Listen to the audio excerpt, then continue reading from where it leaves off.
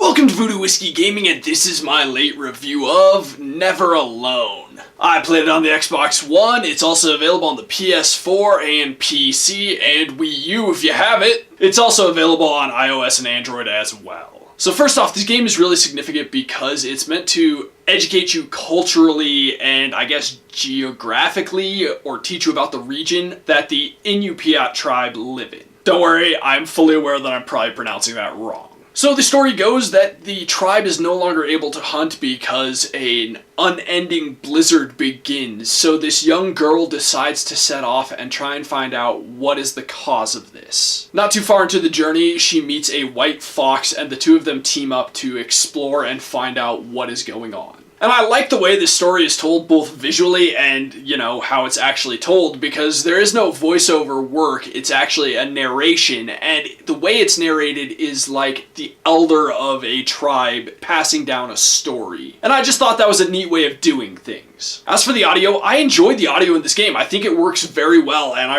really love that narration because it just adds to what they're trying to do with this game. But I do enjoy the sound effects. I do enjoy basically all the audio in this game. It works well. As for the gameplay mechanics, it's a side-scrolling platformer. There isn't any combat to speak of. There are just different ways of solving puzzles and navigating. There are collectibles in the game, and each one of those unlocks a video that will teach you something about the tribe's culture or about the area they live in. Firstly, the fox and the girl, they do operate similarly, but different. You use them both separately and independently to figure out certain things in puzzles. The girl can drag things or climb up ropes, whereas the fox can skitter up walls, and he can generally jump a bit further and interact with certain more mystical elements. The girl also gets a bola, which is generally used for hunting, but again, there isn't really any combat in this, so she uses it to break ice and other things to solve puzzles. I do have to say that while most of the mechanics worked well, near the end there were a few times where they just weren't quite working the way they had worked in the beginning of the game, and it made traversing a little more difficult than I felt it needed to be. As for the controls, they work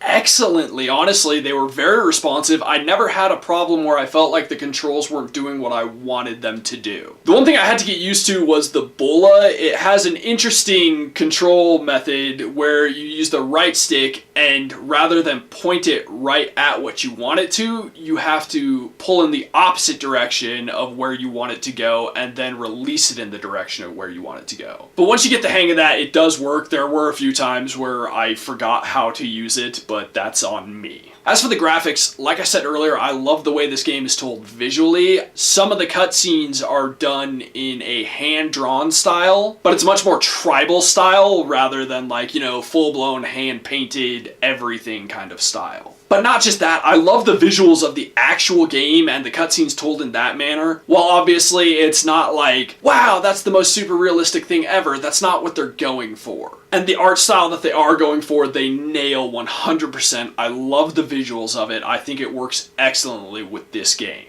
So to wrap this up, I will say I do have one complaint with this game, and that is the fact that it is a very short game. It literally only took a few hours to beat. I started and finished it in one sitting. So I really wouldn't recommend paying more than $10 for it. It is an excellent experience though, and I did enjoy pretty much every facet of this game. So I would recommend playing it. Okay, so in the comments below, why don't you let me know what your favorite culturally significant game is? Mine is probably Hellblade: Senua's Sacrifice because the light it shines on schizophrenia is just really cool. And as always, thanks for watching. If you enjoyed the video, please hit that like button, and if you like what I'm doing in general, share, subscribe. Have a good one.